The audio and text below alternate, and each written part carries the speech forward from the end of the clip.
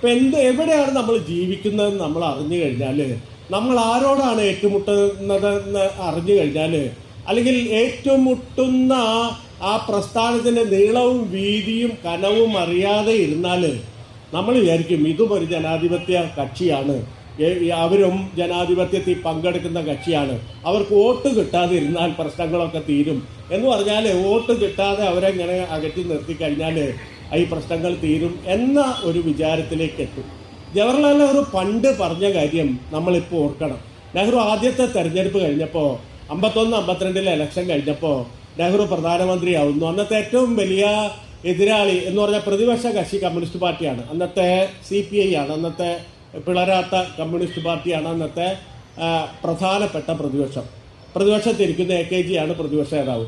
നെഹ്റുവിനോട് ഒരു അമേരിക്കൻ പത്രപ്രവർത്തകൻ വന്ന് ചോദിക്കുന്നുണ്ട്, നിങ്ങളുടെ എതിരാളി കമ്മ്യൂണിസ്റ്റുകാരില്ല, നിങ്ങൾക്ക് അവരെ പേടിയുണ്ടോ, ഭാവിയിൽ അവർ ഇന്ത്യ പിടിച്ചെടുക്കും എന്നുള്ള പേടി നിങ്ങൾക്കുണ്ടോ എന്ന് ചോദിക്കുമ്പോൾ നെഹ്റു ആദ്യം തമാശ പറയും, ഞാനല്ല ഏറ്റവും വലിയ കമ്മ്യൂണിസ്റ്റ് എന്നൊക്കെ തിരിച്ച് ചോദിക്കുകയൊക്കെ ചെയ്യും. ഇതൊക്കെ കഴിഞ്ഞിട്ട് അയാൾ പറയുന്നുണ്ട്, ഈ ജനാധിപത്യത്തിൽ കൂടുതൽ വോട്ട് കിട്ടുന്ന ആൾ ജയിക്കും, കൂടുതൽ വോട്ട് കിട്ടുന്ന കക്ഷി വരും, അതൊക്കെ അതിൻ്റെ നിയമങ്ങളാണ്. നിങ്ങൾ ഇന്ത്യയുടെ ശത്രുവായിട്ട് മനസ്സിലാക്കേണ്ടത് ഈ കമ്മ്യൂണിസ്റ്റ് പാർട്ടിയോ അല്ലെങ്കിൽ മറ്റ് പാർട്ടിയോ ലോഹിയയുടെ പാർട്ടിയോ മറ്റോ ഒന്നുമല്ല. ഇവിടെ 10 ആൾ ആ മൂലയ്ക്ക് ഇരിക്കുന്നുണ്ട്. 10 ആളെ നിങ്ങൾ നോക്കണം. 10 ആളേ ഉള്ളൂ.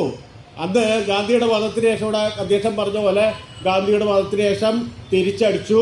ആകെ 10 പേരെ ജയിച്ചിട്ടുള്ളൂ. 3 പാർട്ടിയായിട്ടാണ് നിന്നത്, അല്ലാതെ ഒറ്റ പാർട്ടി ആയിട്ടല്ല. ജനസംഘ് ആയിട്ട് നിന്നു, ഹിന്ദു മഹാസഭ പഴയ പാർട്ടിയായിട്ട് നിന്നു.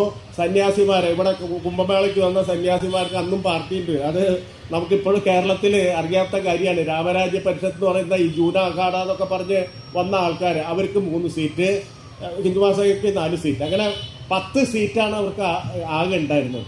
അപ്പം നെഹ്റു പറഞ്ഞു, ഈ 10 ആളെ നമ്മളിപ്പോൾ ഗവനിക്കില്ല, ഈ 10 ആളെ നോക്കിയിരിക്കണം. ഈ 10 ആളുകൾ പ്രതിനിധീകരിക്കുന്ന ഐഡിയോളജിയും ഈ 10 ആൾക്കാർ പ്രതിനിധീകരിക്കുന്ന ആ പ്രസ്ഥാനവും ഇന്ത്യയുടെ കസേര കയറിയിരുന്നാൽ നമുക്ക് വലിയ ബുദ്ധിമുട്ടാവും.